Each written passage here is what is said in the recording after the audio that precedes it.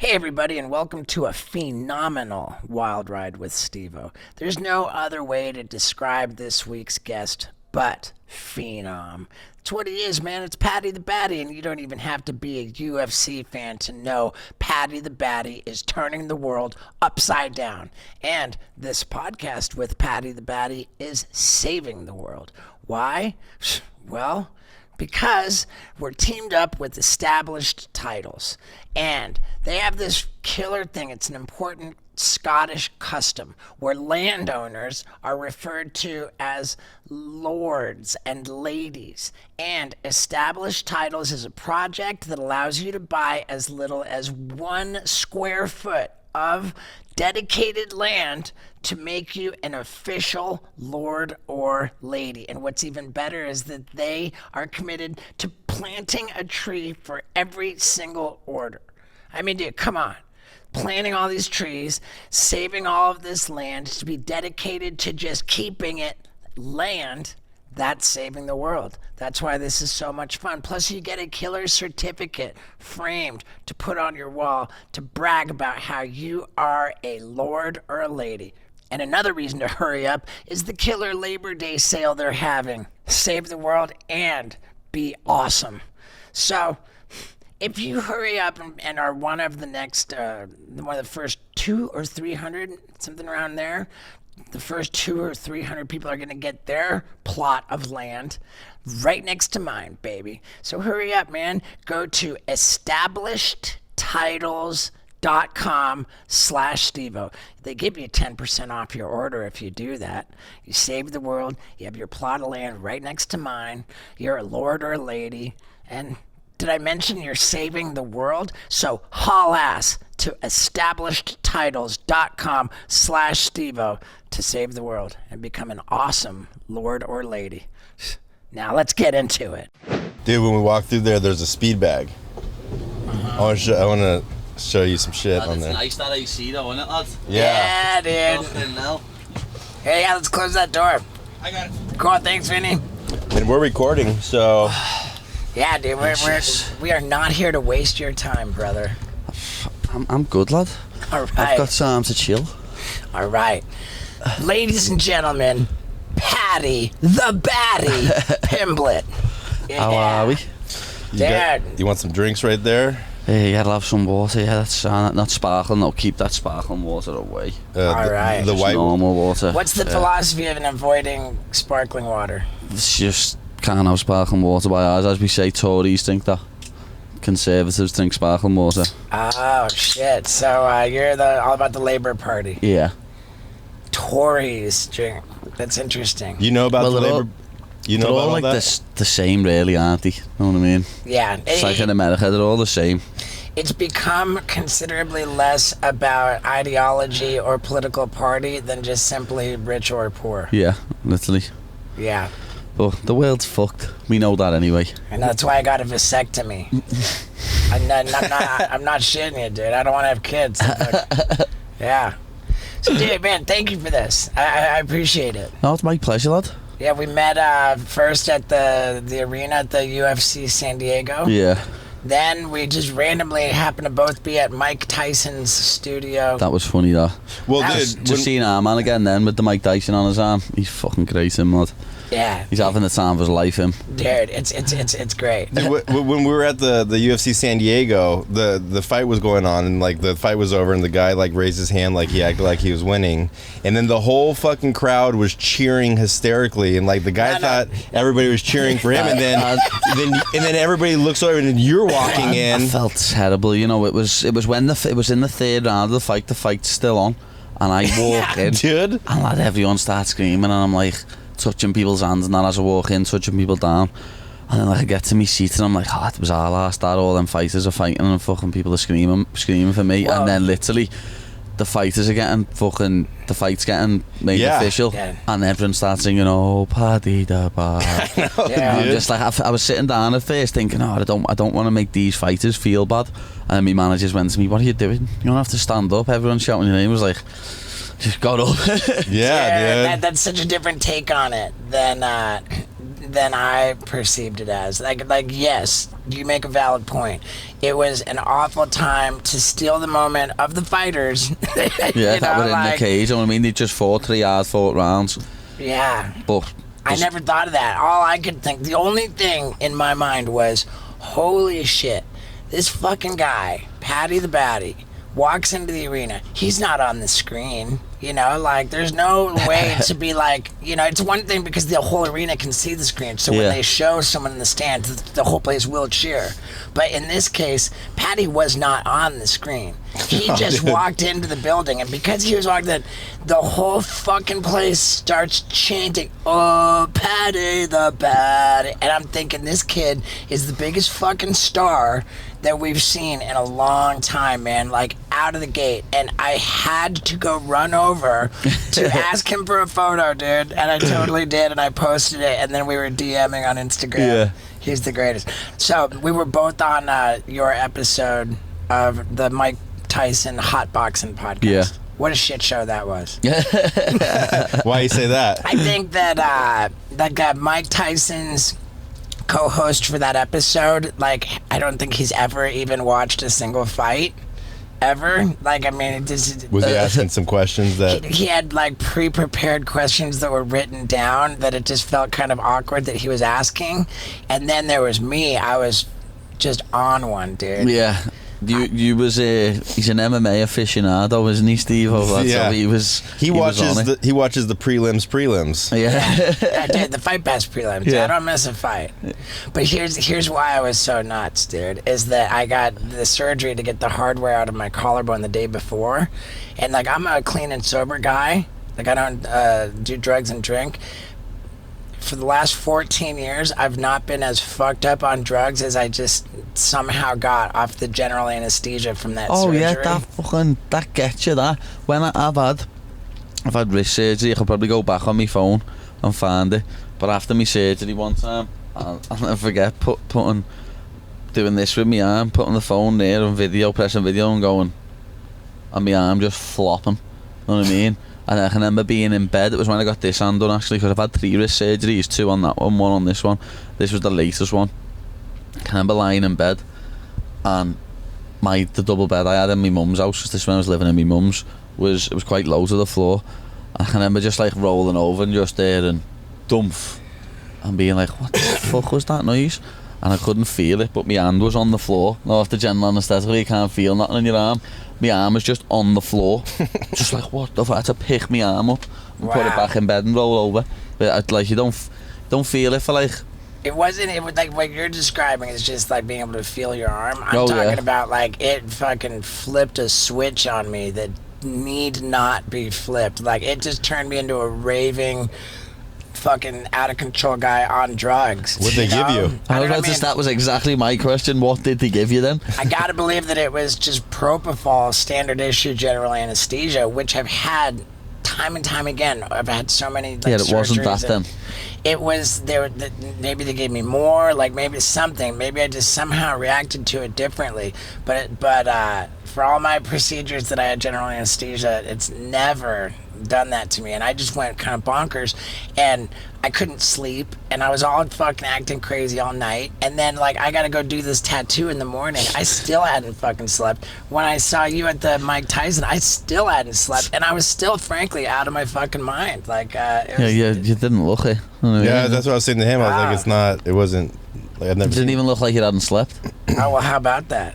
Yeah, I was wondering what his whoop strap recovery was when he did that. Our annoyance the recovery on it though, lad. Do you keep track of your? Yeah, lad, try to, but lad. God damn it, dude! Can you? What was your recovery last night when you woke up this morning? Do you know? It was all right. I only done 1 session yesterday, so I'll get it up for you know. Sometimes it records me sleep wrong though and says I've woke up at this time, and I know I've woke up earlier.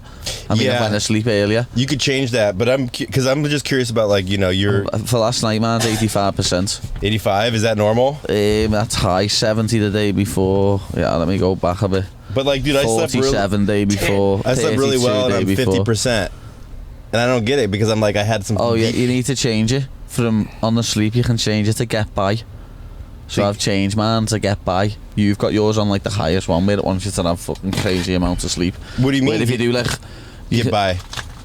It's got 3 different settings on the sleep, and get by is like the lowest one. It's just like get by on the amount of sleep. So it has my sleep as like I don't need as much sleep. Know what I mean? Funny. You can change it, because if I still had it on that, I'd always be in red. I'm in therapy, and the therapist goes, you're just the get by guy. And so when you said get by, I'm like, I don't want to just get by. On it. I'll try and get up and show you it now. Damn, I'm so excited to be putting on a brand new Whoop strap. Yeah, I mean, dude, it's a game changer for my like recovery and health. When you're like training for a UFC fight, like, are your levels just off the charts? Just ridiculous. And like I could go back and show you it, lad. Some of the fucking. That's what's so crazy about the Whoop strap is that when you're doing the right thing, when you're taking care of yourself, when you're eating right, like the numbers actually show you that you're taking care of yourself. Like my some days that I burn like 5,000 calories on it, and what's your strain for a day, like when you're working out for 20, for a fight? 21. Really? You know what I mean? Yeah. Fuck, dude. Gets high, like. Do you ever work out so hard, like close to like bedtime, that you can't sleep because your heart's just jacked? No, normally, I'll be honest, I normally get most of my sessions done in like the morning and the daytime. I try and get all mine done before the night. When you say a session, like that can mean a lot of things, right? But yeah, every morning I go to next gen, me gym back home, and same for 2 hours first. So I'll do 10 till 12, or if I spar. Days when I spar, I go in a little bit early, and it pads with one of my coaches, Alice. This is when you're not in a camp? Yeah, and when I'm in camp. Like camp or not camp? Yeah, camp or not camp. When I'm in Liverpool, I train every day. So you train year-round whether you're in a camp or not? Even when you've put on all the weight after your fight, you're still still train. Like I trained this morning at 9:30 in 5:40 round the corner. Yeah. Like even though I'm about 200 pounds, still going to train. You know what I mean? You're about 200 pounds? Yeah. Dude, that's so crazy. I had this idea, right? Because I've just got addiction fucking issues. Like first it was drugs and alcohol. I'm serious. Like I've had party days. You know what I mean? And like I've been bad then. Then I got into a bit of gambling, and I was bad with that. And then I think now, lad, it's moved on to food. You know what I mean? I really, no, I'm not messing. I genuinely think I'm a food addict. Dude, I think I've got a little bit. I think I've got a bit of an eating disorder because of MMA. Really, why? Because of the weight cuts, lad, the weight cuts, dieting, and that. I really genuinely think I've got a bit of an eating disorder, because at times like this now, I just will see it later, because we're gonna watch the UFC later tonight. Yeah. If there's food in there, you'll be like, is he still eating? You know what I mean? People, like, when they go and eat with me, they're like visibly shocked at how much I can eat. What's your favorite cheat meal? Lad, I get asked this all the time, and I can't say one food. It's like because I love that many food. I love pizzas, burgers, wings, Thai food, Chinese food. Let me ask you advice on this. I just dropped like 30 pounds. Yeah. And I'm having a hard time cutting 10 pounds. How do you cut weight so fast for a fight? Because the first bit is the easiest bit. That's what it's like for me, lad. Everyone says, oh, he's fat, because I go up to like 200 pounds. Like last time I start 7 weeks out. So 7 weeks out, the Monday 7 weeks out, I was 88.8 kilo last time. Basically 89, and that's like, what, 196, 197, something along them lines. And I was like 5 weeks later, 6 weeks later, I was like 78 point something. You know what I mean? I'd lost like 10 kilo in like 5 weeks. And then by fight week, I get to like 75, 70, 76, and then I have to cut the 5 kilo, which is nothing. You know 10 it's nothing to cut 10 11 pounds is nothing. How do you? What do you do? In the past, you've definitely seen the video of me being sick in the cage, vomiting in the cage. Wow, I've not seen it, but Jesus Christ, I thought everyone had seen that. That went viral years ago. I defended me belt on Cage Warriors against Julian Rosa, someone who you'll know. I defended me belt against him. It was a close fight, to be honest. If it was the new judging system now, I probably would have lost the fight, because it was still the old judging system. I definitely won the first 3 rounds with like control and that. But then I gassed bad, because I'd done 19 pound overnight to make 145. 19 pounds overnight? Yeah. And it was like... Yeah, it's so funny that when I asked on the Mike Tyson podcast, where I said something about how I asked Chuck Liddell, has anybody ever donated a pint of blood to make weight? And he says, that's a good idea. Yeah. Wow, well, how much does a pint of blood weigh? 16 ounces is a pint, so Yeah. that's a full fucking pound. And then I was thinking last night, I wonder if you could take out the blood and then just put it back in. That's blood doping though, isn't it? But is it? Yeah. That's classed as blood doping. Did you see okay. what happened to me boy, Paulo Costa, the other day? Dude, what He fucking knocked on his door at 6 a.m. or 7 a.m. before his weight, For a while he was drug test? cutting weight and fucking took blood. It's cheeky, that, lad. Well, I'd be telling him fuck off. I mean... He was weighing pretty heavy, like pretty close to his fight, But right? here's the thing. I saw that he made weight 185.5, Yeah. which is like even like, you know, like Half a pound, yeah. Right. I mean, it's totally illegal if it's not a championship bout, but he's made weight. But the thing was, I saw him on the scale. He looked like unhealthy to like 185 is. I don't think he looked bad. I mean, I've slad. yeah, I just don't think he's a natural middleweight. Is what Like, I'm have you saying. ever... Like, if you found some pictures from my weight cut years ago, Yeah, that's true too. I looked terrible, lad. Like, eyes drawn in my head. But, like, our gym and our team have learned mistakes from our past, know what I mean? Me and Molly and a few of the older people in the gym have done the bad weight cuts to realise what we need to do, so none of the younger ones do that now. Yeah. Now you look good on your weigh-ins. No, nowadays it's easy, lad. As I say, I'm mentally strong enough to do fucking 25 pound if I need to. But so Wow. 11 pounds or nothing. You're epic, man. So what I was gonna say is that I'm a food addict too, right? Like I got in real trouble with sugar, and I got like fatter than I've ever been, and then I finally just buckled down and got in a food program, and I thought like I'd lost so much weight. I got like way skinnier. But my fucking scale told me I'm still 179 pounds, and I thought, there's no fucking way, my scale's wrong. I have to buy a new scale. Been there. I gotta buy a new scale. So then I thought last night, well, fuck, we're gonna be with Paddy tomorrow. And my experience with him at Mike Tyson's podcast was just like, he's not the kind of guy that gets offended or sensitive. Like, he just doesn't give a fuck. And I was like, I wanna buy a new scale anyway. So what if I buy a brand new scale on the way to go meet Paddy and see if he wants to hop on it? Let's do it. It's right here. I don't give a fuck. He says, I don't give a fuck. I knew he wouldn't. Well, you want to film that? This is our way of going for a viral MMA fucking media moment. Well, hold on. What do you think you are right now? I'm saying I didn't eat that much yesterday, lad, to be honest. So it was a fucking big ass portion. The portions here are just ridiculous, aren't they? Yeah. It's a big ass portion of a pad thai. Big ass portion of pad thai. And we had a few starters and that as well. But yeah, I'll get on these now. Yeah, you just Need to stand on them. yep. Maybe empty your pockets. Let's Nah, not. these are a bit weighty, these shorts, lad, but they're not that weighty. I've took my watch off. What do you think you are? I think we've got the attention of the mixed martial arts community right now. And can I point out to the dedicated listeners of the Wild Ride podcast the different people we've had on who are raving about their Whoop band? I mean, people from Bert Kreischer, Paddy the Baddy, like, it's insane how awesome the Whoop band is and how awesome the people are who love it.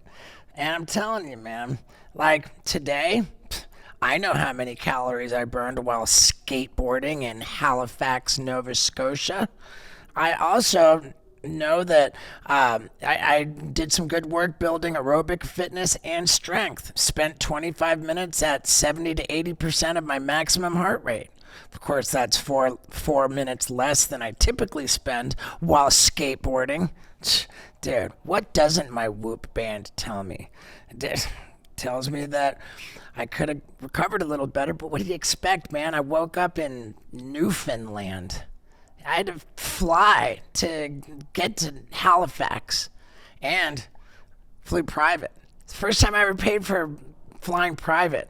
So we flew on a 1976 prop plane because that was the cheapest.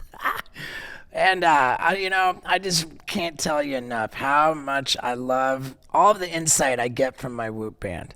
How my sleep is, I could have slept more last night, but 26.4% of the time was spent in REM sleep. That might indicate that my body is making up for not getting enough REM sleep recently. Dude, it just goes on and on. The insights from my Whoop band It's the most sophisticated fitness tracking device known to man. All the coolest people use it. And if you go to whoop.com, that's WHOOP.com, and use the promo code STEVO, not only will you get 15% off at checkout on your membership, but you get the waterproof Whoop 4.0 band absolutely free. I mean, come on. The waterproof charger slides right on, so you never have to take the band off. I mean, what's it going to take to get you to care about your fitness, to get you to finally jump on the Whoop train? I think this is it. This is your calling. So go to whoop.com. Use the promo code STEVO for 15% off at checkout. Now let's see how much Paddy weighed. 206.6. But he's got clothes on. Right. Ah, they're heavy, them. Dude, that's like really cool. I mean, he was saying, dude, you're going to do that. Like, you can't ask him to get on a scale. And I was like, I don't think it would be like... Actually, I weighed myself before in 540. I was 202. So, they are a bit heavy. Well, it's probably you got shit, because like, I've got clothes on and these are a bit heavy, these shorts, but I haven't got nothing really in my pockets, like, know what I mean? And then, but you just ate, you probably drink water, that counts. Oh yeah, I've drank a litre of water and that, but... I used to like try to like weigh myself and then like eat like X-Lax. I always say you can't weigh yourself any other time apart from first thing in the morning. Yeah. Right. If you're a fighter anyway, you know what I mean? We don't weigh ourselves apart from any other time as first thing in the morning. But how do you lose? Like, I reckon if I got on the scales in the night, like if I had got on them scales tonight after we've went on the net and fucking watched the UFC, 209. 210 easy. Yeah. You know what I mean? Yeah, I become pretty obsessive with like weight. I get bloated, lad. Like I sit there, when I get bloated, someone was mentioned. Who said to me the other day? Who was it? I don't know if it was Graham. It was someone anyway, my manager or someone. Dude, he's an impressive dude, yeah, Graham. He's cool as fuck. He is professional as fuck, dude. I am so impressed by that dude. When I like get a full belly and eat my food, I just sit there and like my belly pure bloats. I just sit there doing that. Like it comes pure out, lad. I just sit there doing that, rubbing it. And someone said to me, I don't know who it was it Graham or someone, saying when he sits there and gets full, he starts rubbing his belly like it's an old friend he's missed. Yeah. That's epic. So is Darren Till part of your gym? No, he trains in a different gym. There's another gym in there.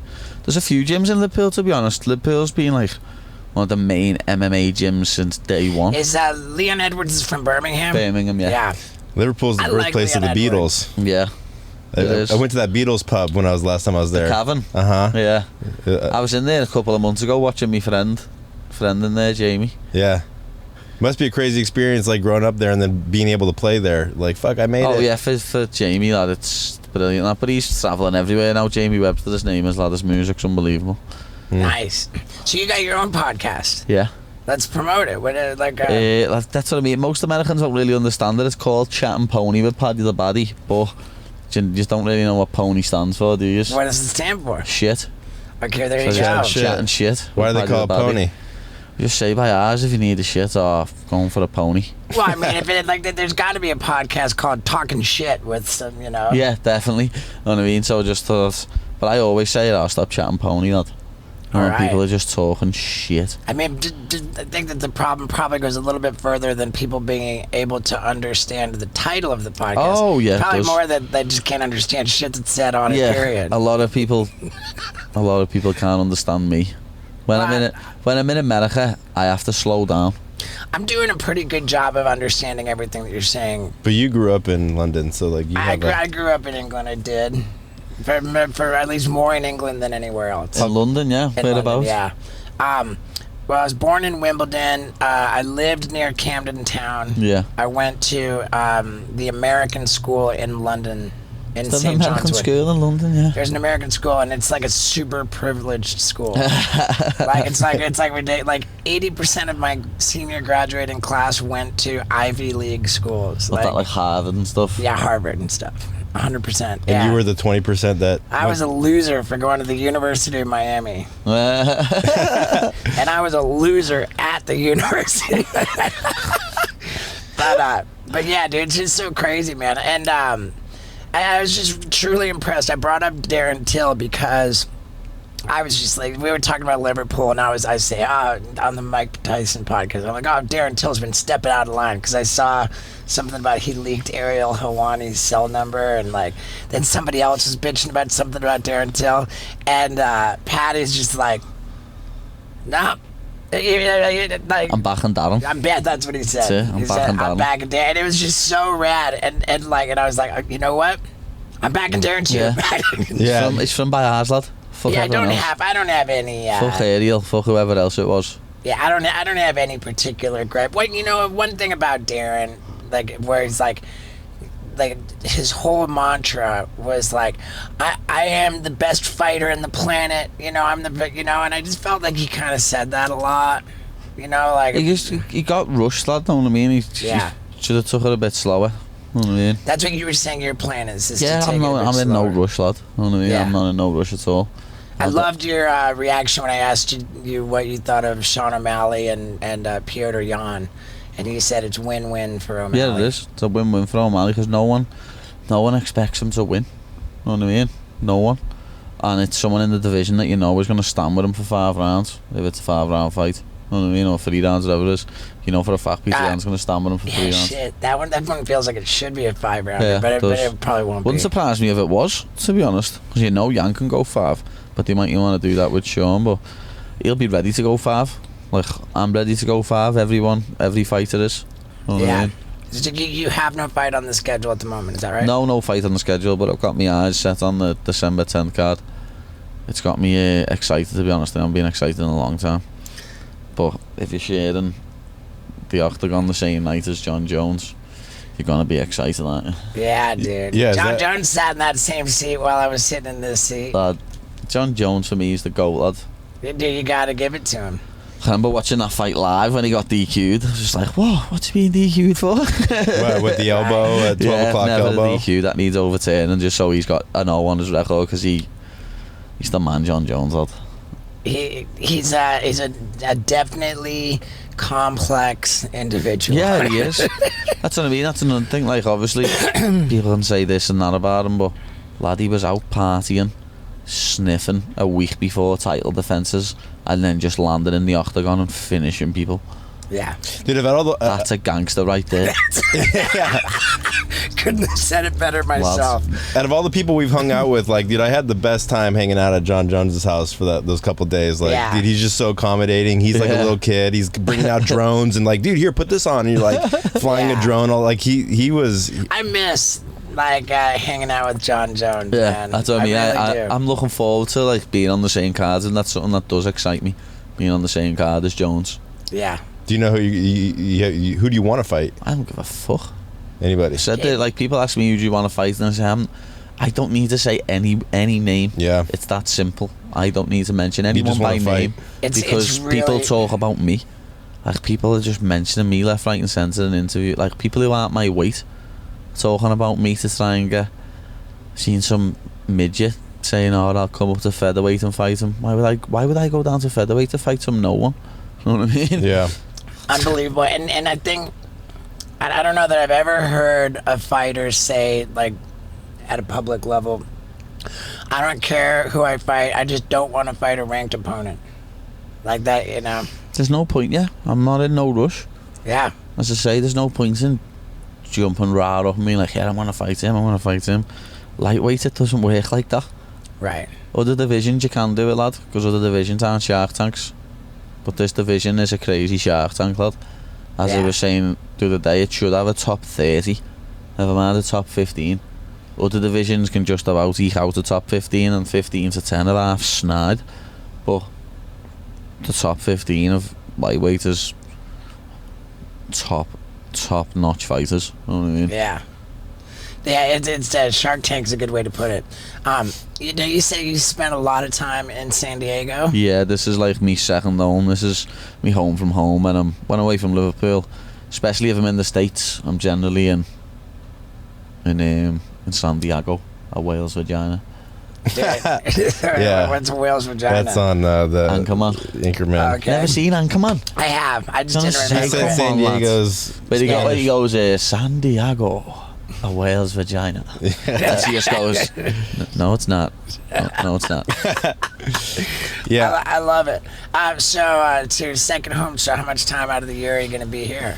Well, like, I came out for the first time last year, and after my first fight, after my debut, I got here on like Halloween and was here till like the end of November.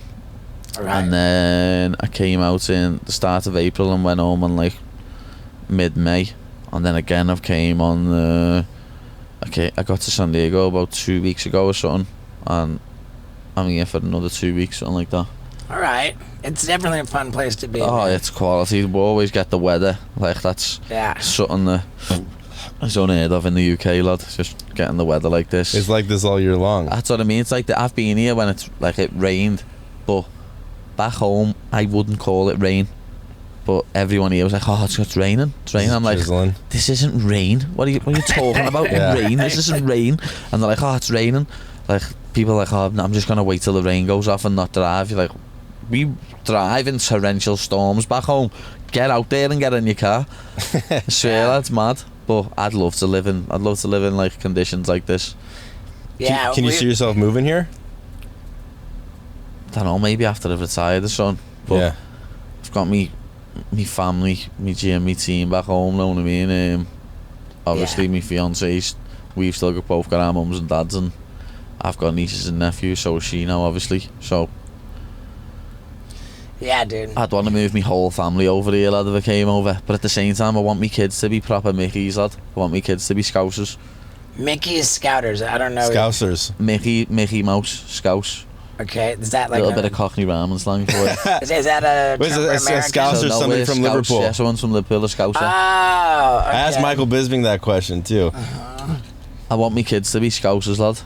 You know what I mean? Did you see that Michael Bisping documentary? Yeah, no, mad the way you say that. I watched it on the way here. On the flight? Yeah. Dude, we flew to Hawaii a couple months ago, and I watched it on the flight. Yeah, I watched it on the And I way here from texted him, Chicago. I was like, dude, thank you for making that flight Yeah. so enjoyable. It was funny because the missus was asleep, and she like woke up like half an hour, 40 minutes in, and got one of my earphones off me and started watching it. And then like at about half an hour to go, she went, "Has he got one eye?" Yeah. I went, "What?" It's like, "Are you messing?" Know what I mean? How did you not know Bisping had one eye? Like, it's well documented. Oh, I didn't know. Dude, we had him on the podcast. Yeah. He took out his eye for us. Nutter. So I told her to watch like the start of the documentary. When we landed, she texted her mum, "Oh, what's the Bisping documentary? Did you know he had one eye?" And she was like, "Yeah, I knew he had one eye." And this is my bird's mum. You know what I mean? He was like 50 something. You know Oh, what I mean? dude, speaking of which, Scott's brother is like not even remotely a UFC fan, and I told him that we had you on the podcast today, and he was like, "Fuck yeah, dude!" And I was like, "You watch UFC?" He's like, "No, dude, the guy's all over social media." I mean, dude, you're bigger than fucking MMA. Like it's like you what do you call it? Transcend the fucking MMA. It's funny that you say that. That's what I've always said I was gonna do. Know what I mean? And I'm gonna continue to do it. I know I am, lad. I've seen this in my future for years. Dude, like when I I first love started, I always said I'm gonna be in the UFC. Like even before like I started fighting MMA, I might have even said it before I trained. Because I can remember, I used to be a proper little gimp. I can remember doing these videos on YouTube, UFC prediction videos. Okay. Before I ever started MMA, I was just putting them on YouTube. I can remember I started speaking to a fella through it, and he messaged me like a year ago, and like out of the blue, it was a fella who I spoke to like 12 years ago, messaged me out of the blue saying, "Oh, great to actually see you in the UFC after saying for all them years you were gonna be." Know what I mean? It's just someone that I spoke to on YouTube when I was like 14. It was mad. Yeah, that's wild. Yeah, my brother was like all stoked. He texted me a couple questions to ask, and he was like, "Dude, you gotta ask him who's bigger pussies, English or Americans?" I don't know.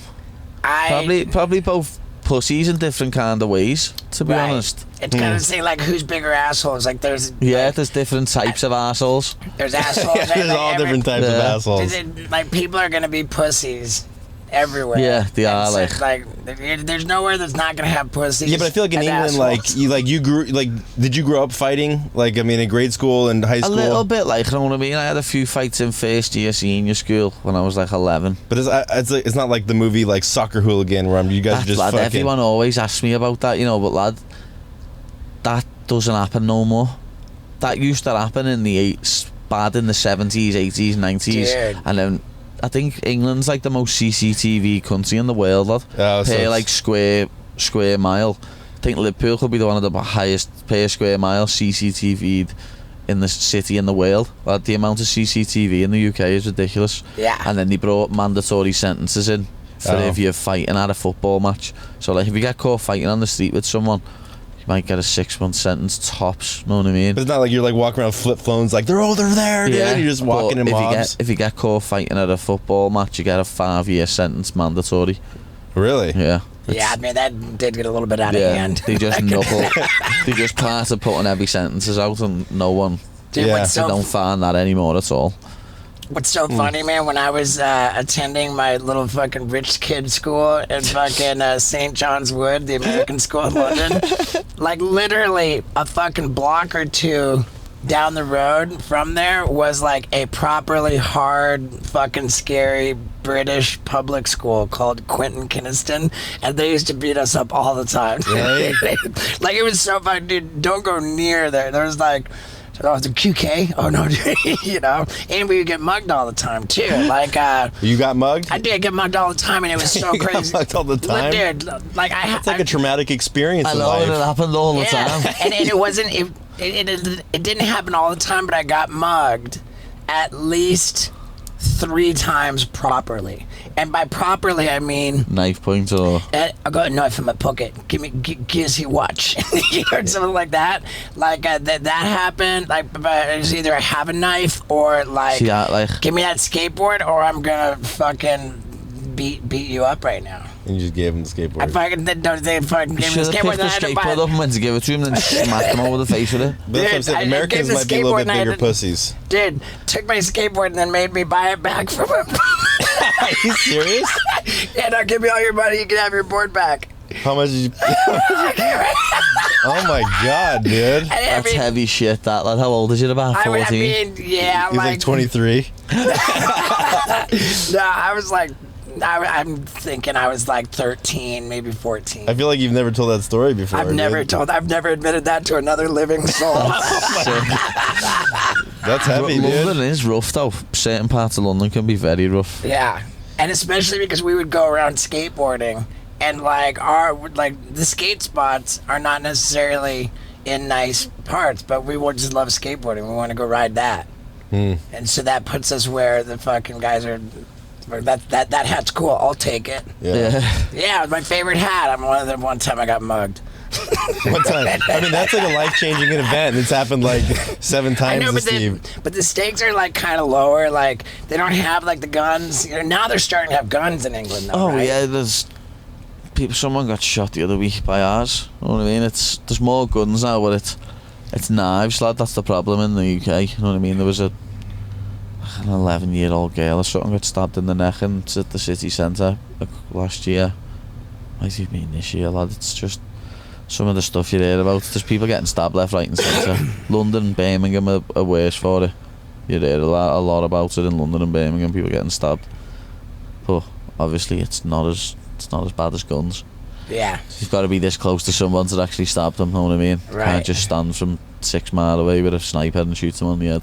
Dude, America with the fucking guns, man. Them AR-15s, lad. Yeah. Stay away from me. Yeah. It's not rad. Is Peaky Blinders, that was Liverpool? No, that's Birmingham. It's based in it's set in Birmingham, but they film in Liverpool because the docks and stuff. Okay. But Did you that's see the Birmingham. latest season? I haven't watched it yet, I haven't no. finished it yet, but I'm like savoring it. You know, like I only like break off a little chunk at a time because I know. Peaky, It's Peaky pretty- Blinders is good, but I think Americans love it more than of course. the UK. You know Oh what I mean? yeah. Shit, I did. Then I'm busted. I will admit. My guilt. favourite ones are like The Wire, The Sopranos, Oh, Game yeah. of Thrones. You know what I mean? I'll give So you it's Game like- of Thrones, but I couldn't get into The Wire or Sopranos. The Wire's good. The Wire got voted like top best. number one, top 10 series of all time. Dude, I love Peaky Blinders way No. more. I couldn't even get. I've got a good one for you. Another good one that I like called Love Hate. It's Irish. It's an Irish wow, series, okay. like 5 series of it. It's fucking It's quality. like a hopeless romantic flick. All that. It's a belt. It's proper gang shit. What's it called? Love Hate. I'm down for that. It's sick. It's got Littlefinger in out of Game of Thrones. Okay. He's one of the like the fucking Okay. the gangsters in it. Yeah. Plays a good Love role. hate, huh? Yeah. I'll look it up. Is that something that we got to use our NordVPN to like tell Log our into Ireland, shit I don't know. It was on years ago. All right. Where? Years and years ago though. Is it on TV or on? Yeah, it was on TV. Like I had it on. I watched it on like DVD. Know what I mean? Yeah, that's right. It's probably somewhere. Tell us about Molly, dude, because like you guys are just such the raddest duo, and that, you know, like Yeah, she's great, lad. She's a nutter. I Know what really mean? get a kick out of you guys together. Yeah. Like, you know, like for the last, you know, all 3 of your fights, she Yeah, fought all on 3 your of my card. fights we fought on the same card. So next one's gonna be a little bit different, as we're gonna be on different cards. She's in Madison Square Garden. Yeah, she's in MSG, and I'm gonna be like a month later. Yeah, I just feel like, I mean, maybe I'm tripping, but I feel like Molly was in the UFC before you and kind of under the radar, like not really. And then once you came in, you elevated her, where it's like just this fucking phenomenon of you guys together, and she's just become such a more like charismatic, seemingly. She's shining so much. Yeah, like, she with is. You. Like, as something we've said before, like she's done all her hard work in the UFC. You know what I mean? Where she had 6 before I got signed. She had 6 fights, won 3, lost 3. You know what I mean? Like, she got signed when she was like 6 or 7 and 1. You know what I mean? So she had to do her learning on the job. I think she only had like 3 amateur fights as well. You know what I mean? Yeah. She had to do her learning on the job in the UFC, lad. Where Wait, she had to do what on the job? her learning on the job. Oh, a you know what I learning on the mean? job, gotcha. She had to do all that in the UFC, where it's different for men's MMA. Like, I done mine outside the UFC. I done all my hard work Right. outside the UFC, and I had all mental battles and that I had to get through outside the UFC. And I'm so happy that they happened back then now, because I wouldn't be coping with everything now the way as good as I do. You know what I mean? And I don't want to be saying anything disparaging about Molly before you got to the UFC, Yeah. but there's just been this Oh yeah, I know. explosion. Everyone said it to her. She said it herself. You know what I Yeah. mean? Like, she always said it. Like, she had one of our ex-teammates was on cards with her in the past, and she just like I remember her saying it to me in the Apex. Like, she said to me fight week as well. Like, the day before the weigh-in, when we're sitting there watching food challenges, just sitting there both starving watching food challenges, just like, oh, it's just she's just like, oh, it's just different when it's with you, Pad. And the same again when we was in the Apex before we went to walk out. She was like, I know we're gonna go out there and kill it. I know we are. I was like, I just know, because it's me and you. And Yeah. ever since then, we've both been just going out there and killing it. She's just evidently, you both are just having so much fun. Yeah, we are. Yeah, and it's infectious, man. It's like fucking contagious joy, and I just want to see you guys keep killing it. I love what she said too, that she's not ready for Valentina Shevchenko, but she's ready for the sister. Yeah. That was a pretty hilarious Yeah. call out. That was funny, that. Yeah. Like I'll be ready for Valentina, but right now just yeah, it's great. You touched on the surface of mental health, and you had issues outside the ring, and you're glad you cured them, and I think a lot of people listening have those same issues, but like nobody gets help. Correction, Scott. All kinds of people get help, and thankfully plenty more can get help now, because this episode is brought to you by BetterHelp, which is an online therapy service that allows you to link up with qualified therapists to get you the help that you need. And I could not be more thrilled to be in therapy. I think I talk about it at length in this episode with Paddy the Baddy, and I encourage you guys to try it out too, because I mean, you maintain your car, right? You want to maintain your body. Why wouldn't you want to maintain your mind? Because I mean, like Paddy says, dude, like he'd rather have his mate crying on his shoulder, then go to his mate's funeral next week. Man, it's powerful stuff. And guys need to speak up, like Paddy says. And the best way to speak up is with a qualified therapist, which you can find at betterhelp.com. That's betterhelp.com. And if you go to betterhelp.com/Stevo, you get 10% off your first month. So it's a win-win for the listeners of the Wild Ride podcast. And man, I really genuinely hope that you guys jump on this deal so that you can speak up about what's bothering you, because man, it just makes you happier. It makes me happier. Man, I'm doing therapy every single week and I love it. So one more time, go to betterhelp.com/Stevo to try out this therapy and 10% off your first month. Yeah, dude. Now, let's get back to it. How did you like solve those problems before? Because I'm in the same situation too, and like I'm diving deep, and like you know, yesterday on the drive down here I had a panic attack, and it's just like I called my therapist and she's like, dude, you're like so fucking exposed to the roots that like things are starting to come up, and so like, you know, just how did you kind of like fix those, and like because you knew you were going to become famous, Yeah. and so it's like you got to kind of put the cage around the, you know, before you blew up. When I was younger, like, it's mad because like even when I was an amateur, I caused a big ruckus. You know what I mean? When I was an amateur, when I was 16, I put a post on Cage Warriors forum, that Cage Warriors big show in the UK and Europe, and they had a forum on there, like the Sherdog one, you know what I mean, years ago. Mm-hmm. And I put a post on the amateur forum when I was like 4-0, 5-0 amateur, saying, I am the best amateur bantamweight in the country. Does anyone dispute this? So people were putting names on this list. I was just beating them. So from that young age, at like 16, when I put that up, I've started getting used to like getting abuse. You know what I mean? Because like people are like, oh, these shit, this, that, blah, blah.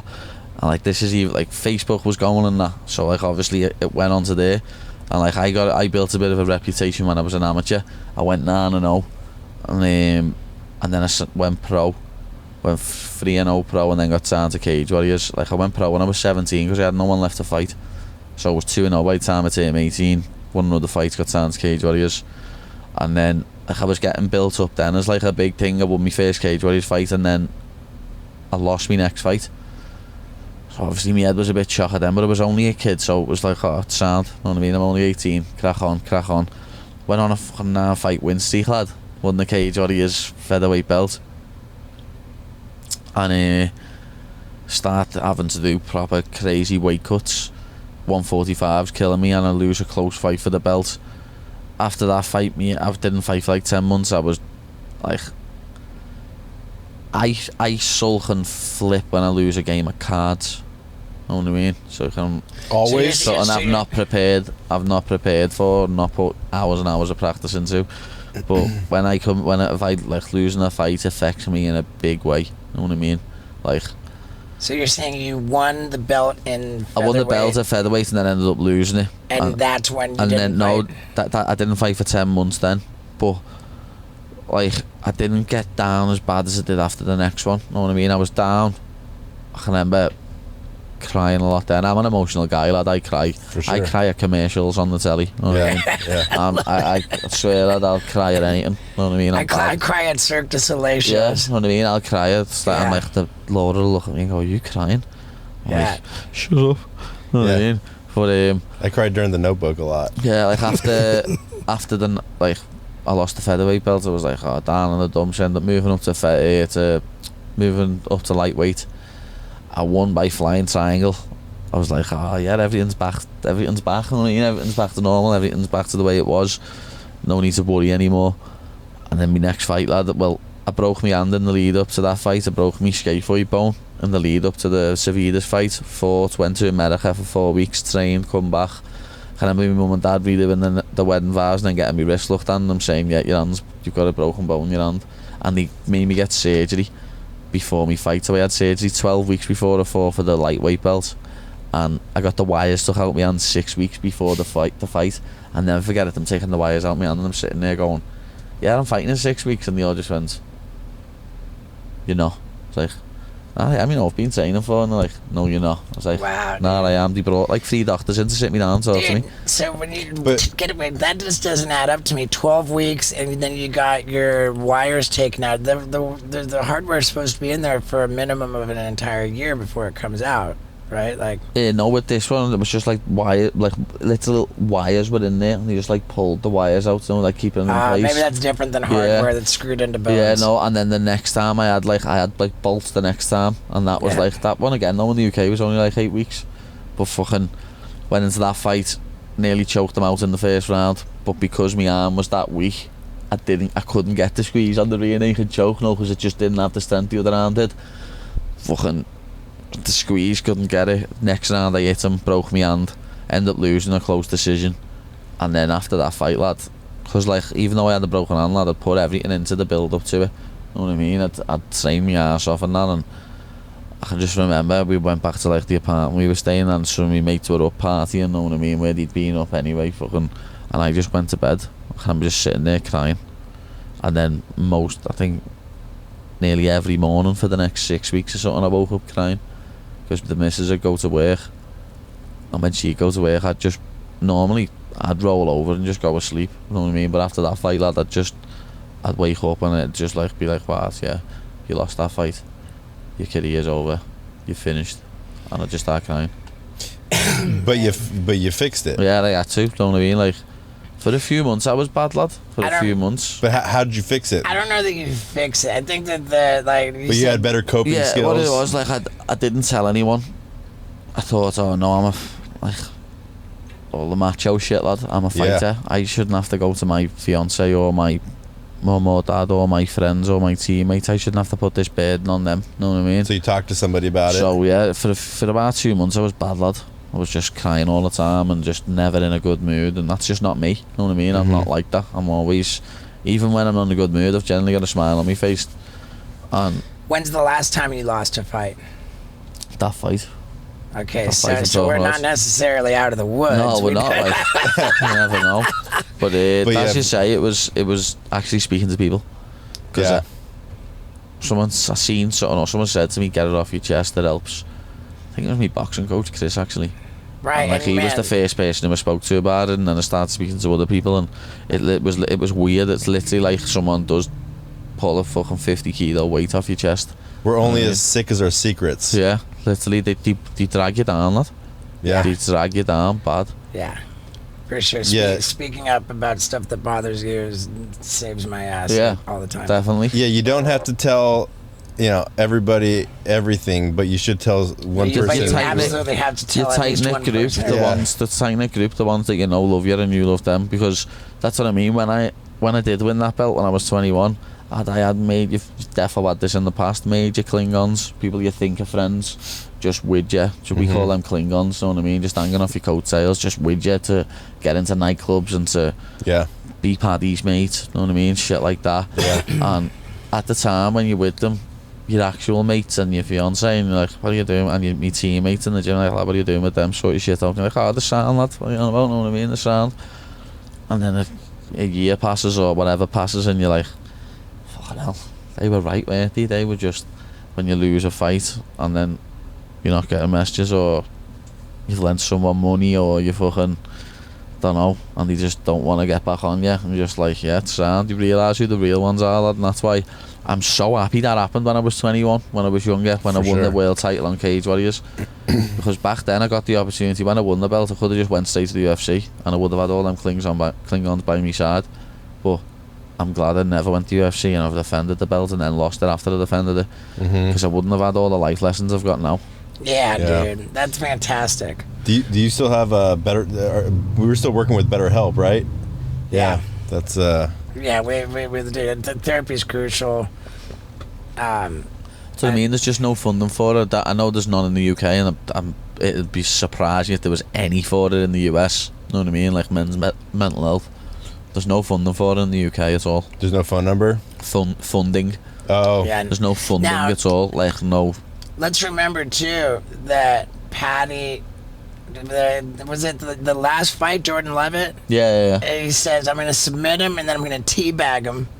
You called that out ahead of time? Yeah, I said I was gonna knock him out or submit him and then teabag him. Just said I'm gonna finish him. You know what I mean? I knew I was gonna finish him. I did think more chance of it being a knockout because he had good jiu-jitsu. Know what I mean? He was. Yeah, he's a legit he gave black you a belt. Good fight Know that what I mean? first Yeah, round. he's a legit black belt. But his striking defense was so weird. His striking defense is just like that until he grabs hold of you. And it was my own fault, as I said. I went into the fight very emotional. I was very overzealous. I was trying to take his head off with every punch I threw. So because I was trying to take his head off, it was easier for him to just pull me in and grab hold of me. You know what I mean? And that was the same fight where 5 hours before your weigh-in, you received the news that you've lost your friend. Yeah, one of my mates back home, Ricky, had killed himself, lad.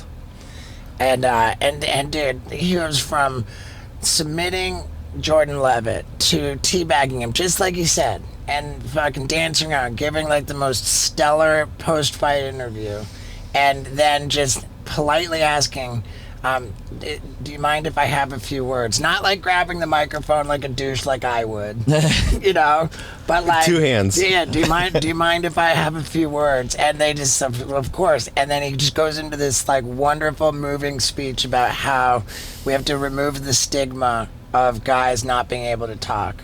He says, I'd rather my mate cry on my shoulder than be at his funeral the next week. Yeah. Like, we've got to start talking. And it was just the most fucking genuine, authentic, just moving, just beautiful shit that you couldn't, like, be trying to, like, put on to look good. You know? What kind of, where do you want to see the money go for the funding for mental health? Like, what needs to... Well, I'll be honest, I'm no expert, lad. I'm not. Know that. I just know that people need help because even in Liverpool, lad, Liverpool fits into San Diego like 8.5 times, and I know like more than 10 people who I know, not that I know directly or I know of, have killed themselves over like the past 10 years. Yeah. Like, it's just becoming more and more common. Like, it's normal, and it's not. Yeah. It's not normal, lad. People need to realise that. Like, split-second decisions change lives. Yeah, you don't, and it's like literally a split-second decision. And like things that I've seen of people who have attempted suicide and have failed, they've always said, as soon as I started to do it, I was thinking to myself, what the fuck are you doing? I regretted it instantly. You know what I mean? What's crazy is like most people have these secrets that they think is the worst thing that's ever happened in their life, and then when you finally tell somebody, they're like, I do that all the time. Exactly. Right. What? Yeah. I did that 3 times last week. Yeah. Right. You know? It's part of the 12 steps that you do a fear inventory, and that's where, like, you know... Well, not even a fear inventory, but like all the harms you've done to others. Right, but there's harm done others, there's you know, resentments that you have, and there's a fear inventory. And so, like, on your fear inventory, you have to write down, like, you know, everything that you're afraid of course. But the thing is, I remember when I was going through the process, I was thinking of, like, some secrets that I had, and I was like, man, I don't have to share this with anybody. It's not like anything that I'm resentful about. It doesn't make me angry, you know. It's not like you know, it's not anything I'm really, like, afraid of. It's just like some weird shit I do. Yeah. You know? I don't know. But then my next thought was, oh fuck, it's some weird shit I do that I would fucking never tell anyone because I'd be terrified of anybody finding it out. Yeah. And that's when I realized that by definition, a secret is something you're afraid someone will find out. Yeah. So in this process, you have to share all of your secrets.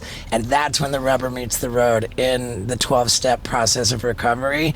And what I did with my secrets at that point, I fucking went to my notebook and I wrote them in code, because heaven fucking forbid if anybody got their hands on my notebook and then they could read my fucking secrets. So I wrote them in code that only I would understand. And then I told my guy who I had to tell it to, I just made an appointment, and when the time came, I showed up and I was like, all right, dude, you know, fucking, it's like... It's a big fucking deal. It's a big deal. It's like what the bullfighting guy said. My buddy Ty, the bullfighter, he says, you're never ready to ride the bull. It just becomes your turn. Yeah. and that's what it was. You know, I was never going to be ready to share those secrets, but it became time. You know, I scheduled the appointment. So I go and I was like, all right, here goes. And now the guy who I'm sharing this with, I'll just go ahead and say my sponsor, like he had told me, he goes, look, he had 8 years of sobriety at the time. He had told me, he goes, dude, look, you can tell me anything. Trust me, I've been doing this for years. I've heard it all. You're not going to tell me anything that I haven't fucking heard before. So just don't even worry about it. Just let it ride. So I show up with my fucking coded secrets, right? I sit down and I fucking tell him, and he sits there, listens to me, what I say, and he literally goes, ding, ding, ding. That I have not heard. and we just started fucking laughing. And this shit this shit that like was like so terrifying to me that and when I wrote it in code at the top of the page, I had written to the grave. Like this was my to the grave list. Wow. Yeah, I wrote the words to the grave, dude. And here when I told my sponsor, we just started fucking laughing about how ridiculous it was. And like I felt like, wow, you know, like I had so much invested in that festering fucking fear, and it was just kind of released. For sure. It was released, and it's the most powerful thing. You get a lot of guys you work with that like can't stay sober, and then like, you know, you go through things, and then you go through the steps and you work it, and then they relapse, and you're like, would you not tell me? And Right. like, all right, I hooked up with a dude when I was 12. You know, it's like, and it's like, who cares? And then like from then on, they seem to hold it together. We have a book for our whole process, it's actually, we call it the Big Book. And in the book it says, if you hold back a secret, if you don't share everything, you will drink again. Yeah. It says you'll drink it, like just black and white like that. And when I got done with this process with this sponsor guy, I finally came to him, I said, okay, now I finally don't have anything else. And he says, all right, you are the first guy I've ever worked with in this process who I am not now asking, so what are you holding back? He says, I know that you have not held back anything. I know. And he says, are you curious to know? And I'm like, what? And he said, 60. I'm like, 60 what? He goes, 60 hours we put into this process. Really? It was the gnarliest marathon fifth step. And I think he did a lot of rounding up. But yeah, I fucking, and that's why I think I'm still clean and sober today. Yeah. Because I like that's when you've shared all of your secrets, when you've just like gotten it all out, that's when like you're no longer on defense, you know, like in the steps. The obsession to drink and use is lifted, and you're no longer on defense. You move into the rest of the steps where you actually make all the things right from your past, and now you're on offense. Yeah. And like offense meaning that when you go through the second half of the steps, you're on fucking offense. Now you're playing. Now you're winning. Now your life's getting good. And dude, I'm terrified to like not to deviate from this process because my life is so goddamn good. Nice stuff. All right. Well, can we do predictions for tonight's fight, and then by the time this airs, we can see if they're true or not? I like that. Yeah, let's do it. I mean, I like Luke Rockhold. I think, lad, I worry about his chin. I felt like he snapped me the other day, lad, to be honest. He was in a mode at the fight. He was in a mode. I felt like he snapped me, lad. Wait, help me with the word you said. Snarled is like snarled. Mm-hmm. You know what though? I don't think that was to you. I think that he was just. No, at this point though, this is when I was walking to the toilet. Off the cameras. Yeah, I was walking to the toilet, and I think he'd just been back to see Cheeto because his teammate, innit? Yeah. And he was coming back in, and I think I was walking out, and obviously, as you say, people were shouting me, so I was touching hands and that. And he's like walked back through, and he half like jogged past me, but he half just like went. I was thinking he must be thinking, who is this little cunt?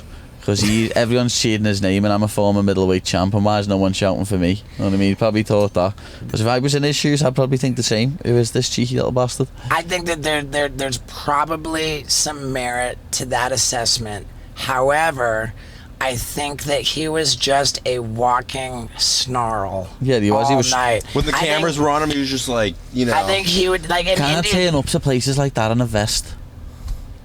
To what?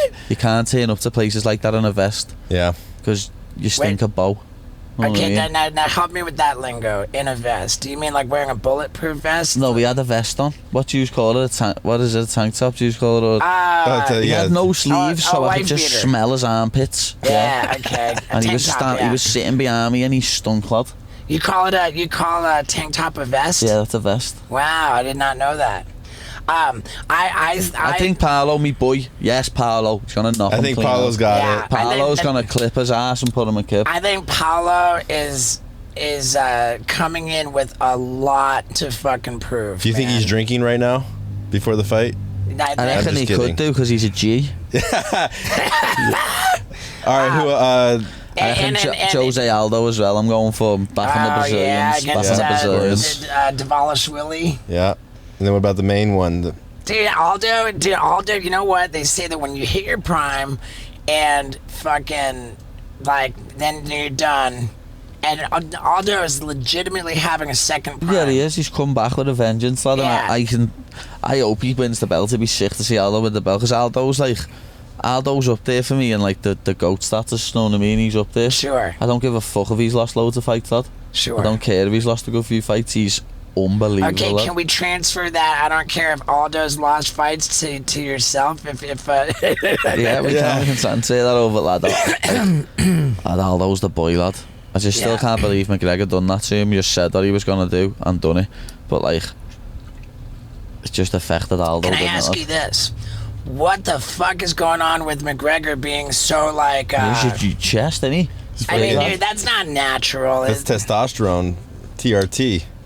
I mean, why would he even want to be that bloated up and I want to be that big, dude. I would love to be that fucking jacked. If McGregor stood on this scale right now, what do you think he'd weigh? Don't know. He's looking chesty. Like, he'd probably be about the same as. I'd probably be heavier than me. How tall is he? 220 or something. A lot heavier than you is what I would guess. How tall is he? You know, he's a little inch smaller than me, I think.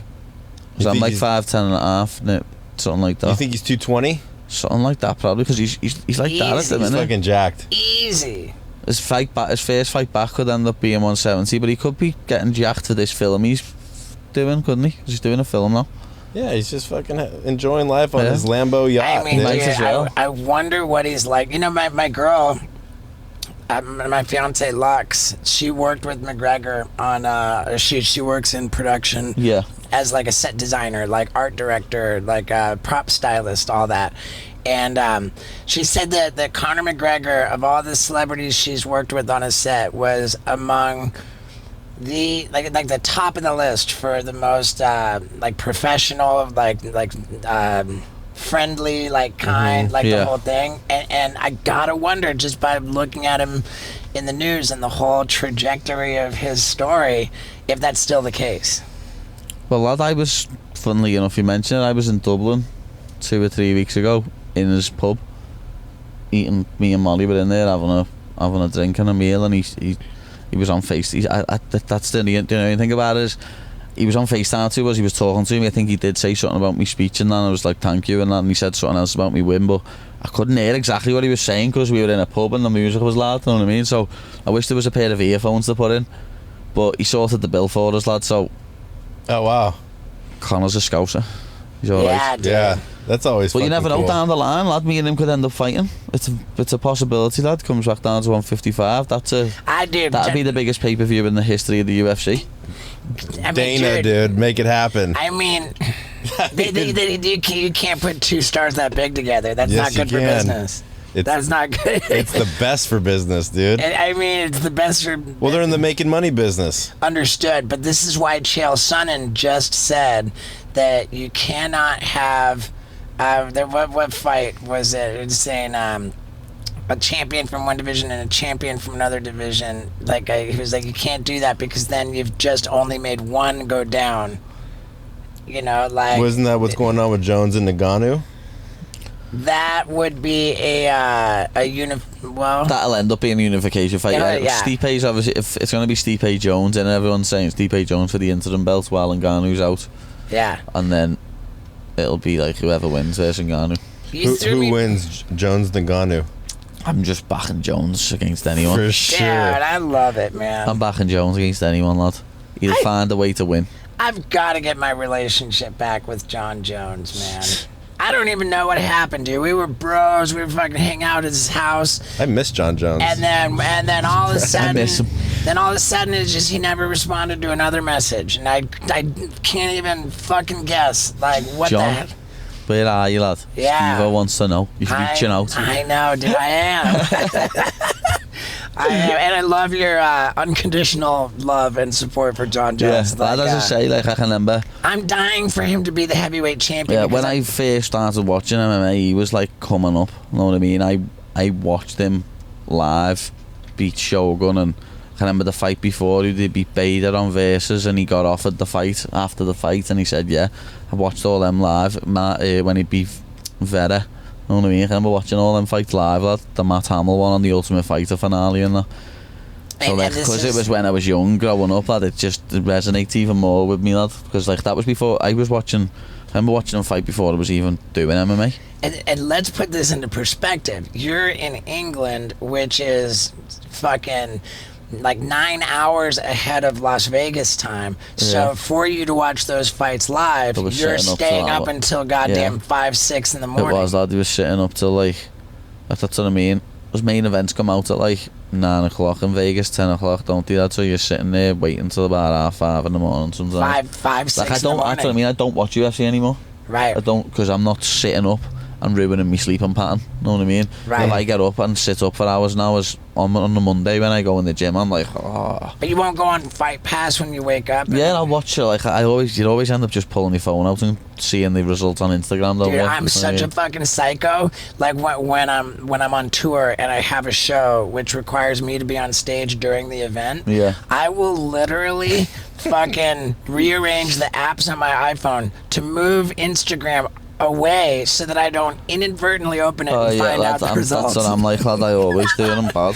I just open it like a natural reaction of a morning. Let's see what's happening. You go, oh my god! It's the worst feeling when you open Instagram and you're like, no, why did I see that? Yeah, I done it with the Ngannou Cyril Game fight, the last one. I remember doing it with that with my phone. Oh, bastard. Mm-hmm. That was really fucking interesting, man. For that one, for me, that Cyril Gane is just bad fight IQ.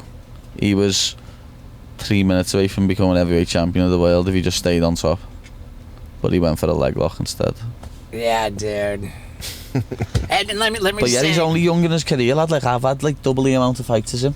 You know what I mean? Cyril Gane? Yeah, he got in late. Yeah. And dude, now they got a fight night in Paris, and it's Cyril Gane against Tuivasa. I think Tuivasa. Yeah, I think I love Tuivasa, lad. His quality, but I reckon Gane's gonna piece him up.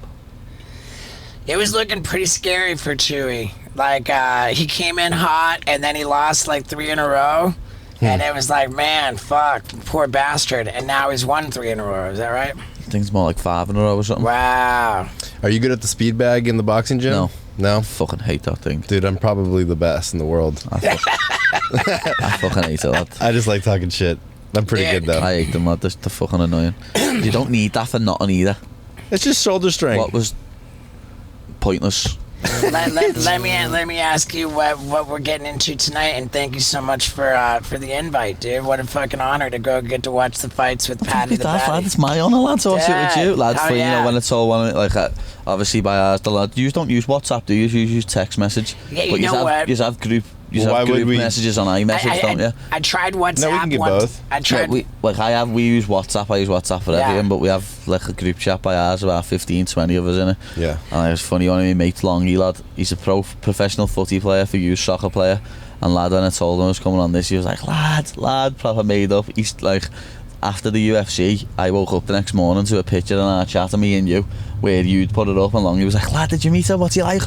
All made up. That's so, he loves you and Pontius, lad. there's been like some really, really special times where like there's this mutual, you know, like we're jazzed to have as I say, lad, I fucking grew up watching Jackass films, lad, watching you do mad shit. You know, we've had really great guests on this podcast. Like, make no mistake, and I'm super grateful and proud of what, you know, the way that has gone for us. But with that said, like, I look at other podcasts, like the Full Send podcast, Logan Paul, like Andrew Schultz, and they just had like their fucking like just a crazy like unbelievable caliber of guests, and I sit here looking at you thinking like man, fucking beat Logan Paul, just fucking full send. You know, I really feel that you are that special, and just I love UFC so goddamn much. It's ridiculous. I know that for years I've seen you sitting at the side of UFCs. You know what I mean? I should have always saw this coming one day, because as I say, I've envisioned all this. I've imagined it for years and years. You know what I mean? I've always, like, when I first started doing MMA and I said I'm going to start doing tournaments and fighting, everyone said you won't. When I first started fighting amateur, I was like, I was going to win a belt. Everyone was like, you won't. You know what I mean? And then it was like, I'm going to turn pro. It was like, you won't. You know what I mean? And it was like, I'm going to win a world title. You won't. And I won it. You know what I mean? So my life's been full of that, lad, and I've always beat it, and I'm going to continue to do so. Yeah, and so we'll wrap it up and get out of here. But I'm curious to know, like, about the business of Paddy the Baddy, because there's you know.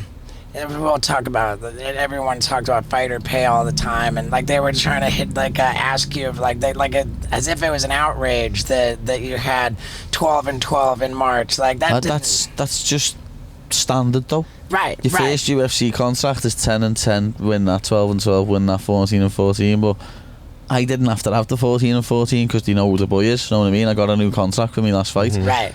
Like, obviously, you know who the boy is. Yeah, like obviously fighting in the Apex, even though there was only about 100 people there, it was still quite loud when I was fighting. But then you see it with the crowd. Like when I fight with a crowd, it's just different, lad. It's different. Dude, and mind you, when you walked in, and just because you were standing in the building, the entire fucking arena starts chanting, "Oh, Paddy the Baddy," while there's fucking legitimate activity going on in the octagon. They're trying to fucking announce the official results, and like nobody gives a fuck about that because Paddy's standing in the corner of the arena over there.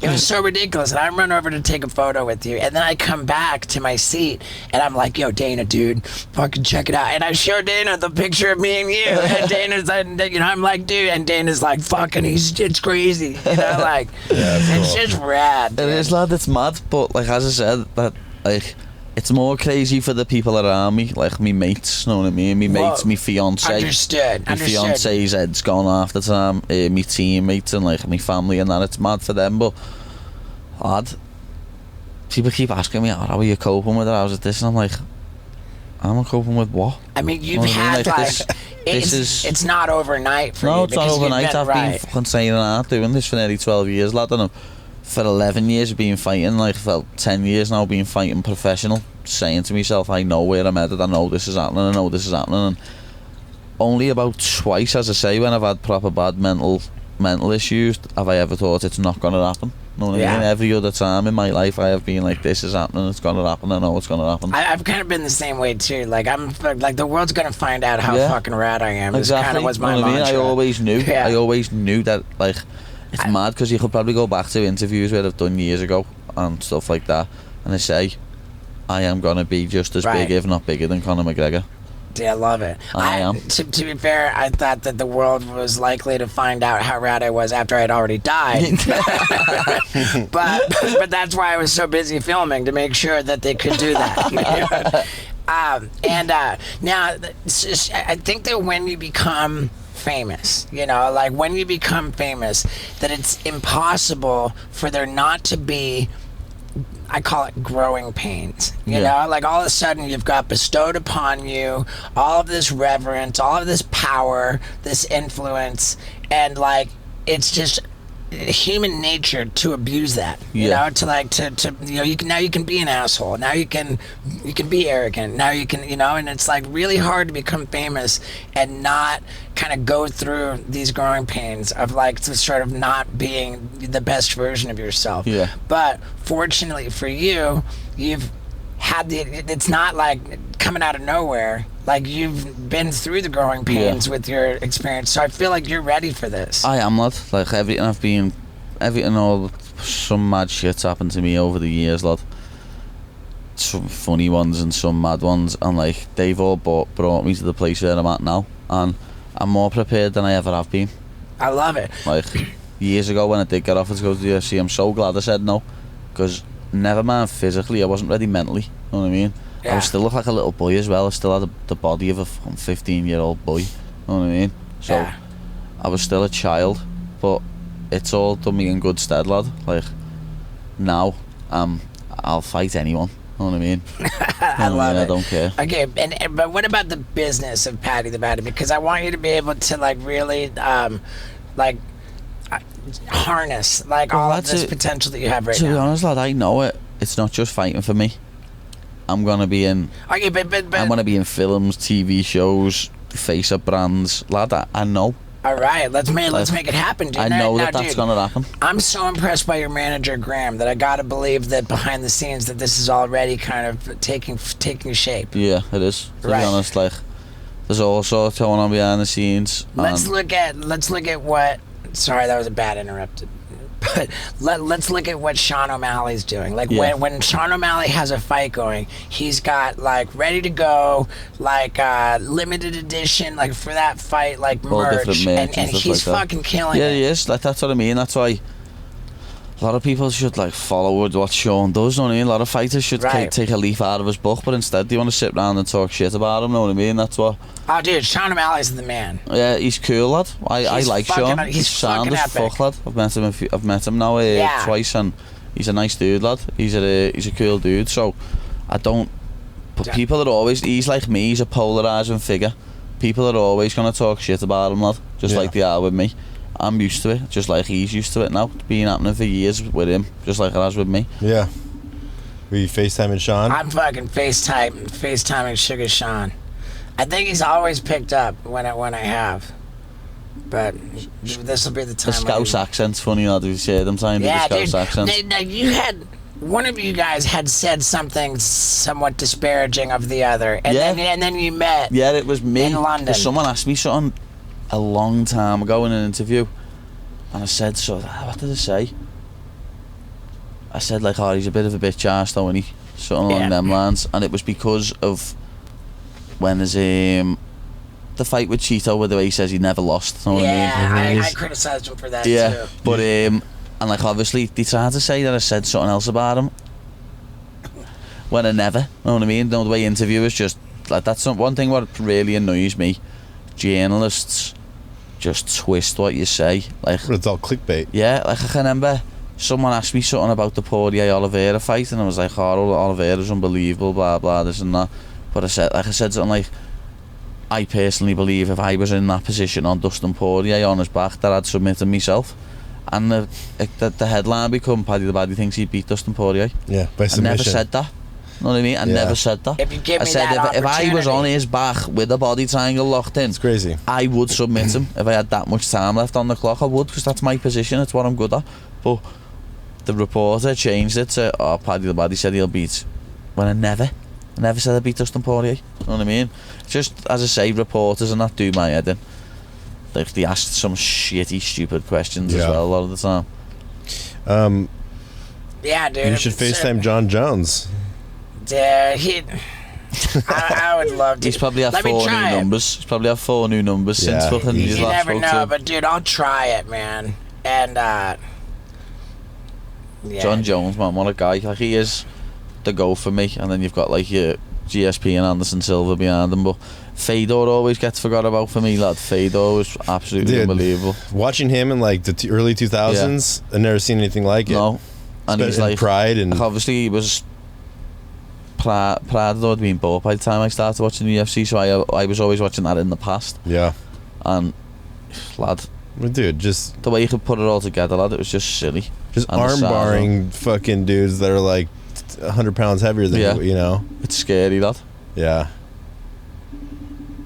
All right, dude. Before John Jones doesn't pick up, dude, is there anything we want to Yeah. Before John Jones doesn't pick up.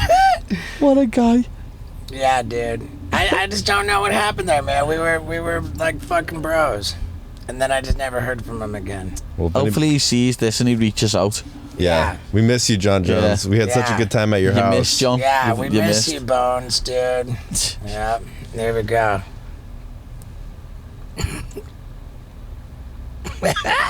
All right, Yeah, dude. Let's say just nothing.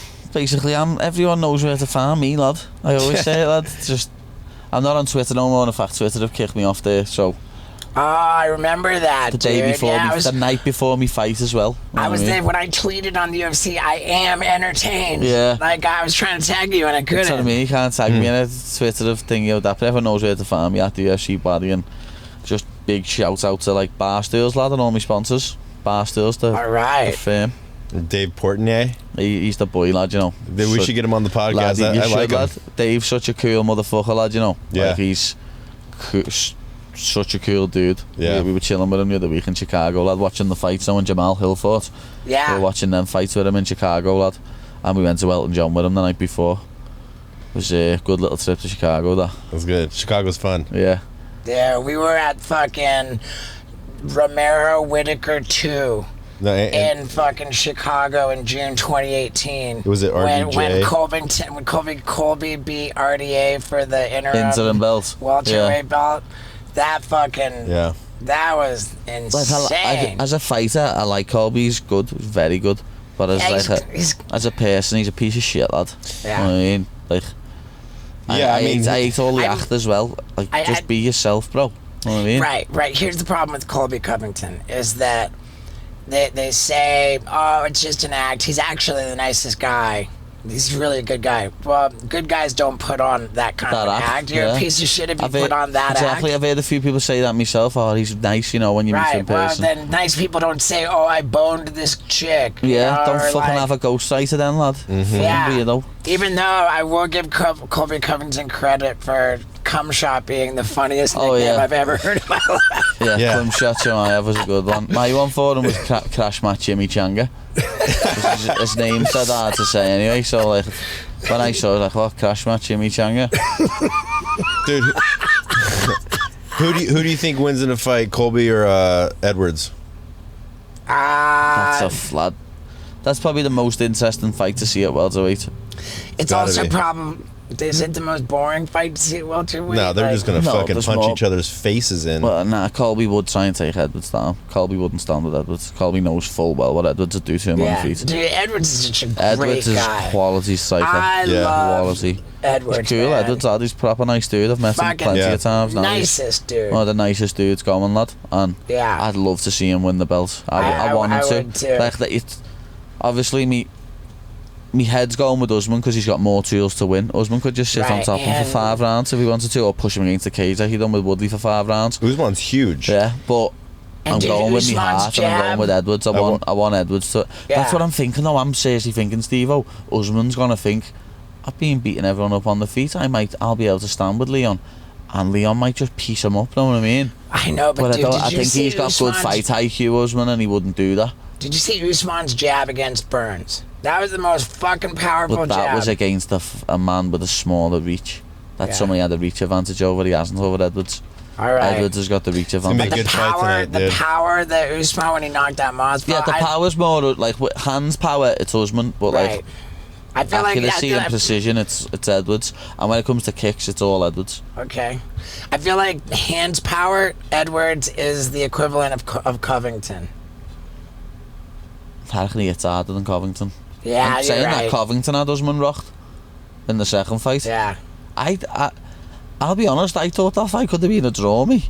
I'm not messing. Usman definitely 10-8 in the second and won the first, but then 3, 4 and 5 all could have went to Colby. 4 and 5 definitely, it was how you scored the third. It was good.